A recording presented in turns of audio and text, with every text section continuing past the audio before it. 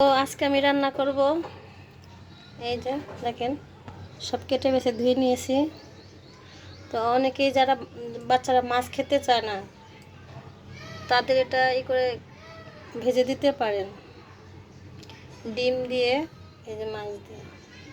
তো চলুন রান্নাটা শুরু করে দিই।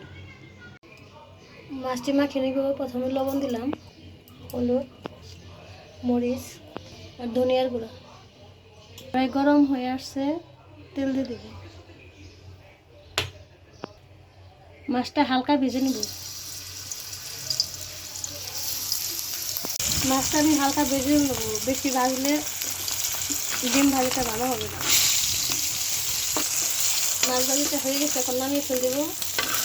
দুইটা ডিম ফাটিয়ে নিয়েছি, এখন এক এক আমি সব দিয়ে দিব। পেঁয়াজ,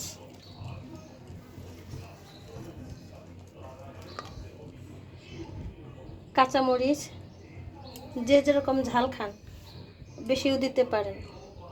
মতো লবণটা দিয়ে দিব। কাটাগুলো বেছে নেব, এর সাথে মিশিয়ে নেব। আর গরম একটু তেল দিয়ে দিব।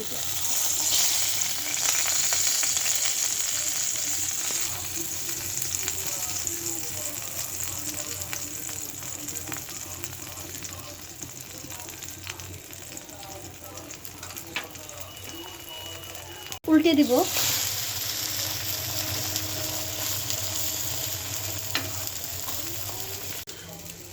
অনেক বাচ্চারাই আছে মাছ খেতে চায় না, শুধু ডিম পছন্দ করে। ডিমের সাথে এইভাবে মাছ দিয়ে দিবেন, ডিমও খাওয়া হয়ে যাবে, মাছও খাওয়া হয়ে যাবে, দুইটার উপকার একসাথে। তো ডিম ভাজিটা হয়ে গেছে, এখন নামিয়ে ফেল দিব।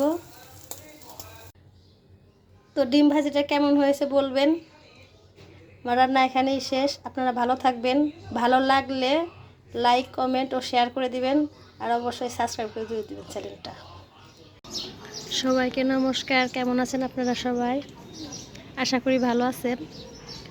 আমিও ভালো আছি। আজকে আসলাম নতুন একটা ব্লগ নিয়ে, তো দেখতে থাকুন।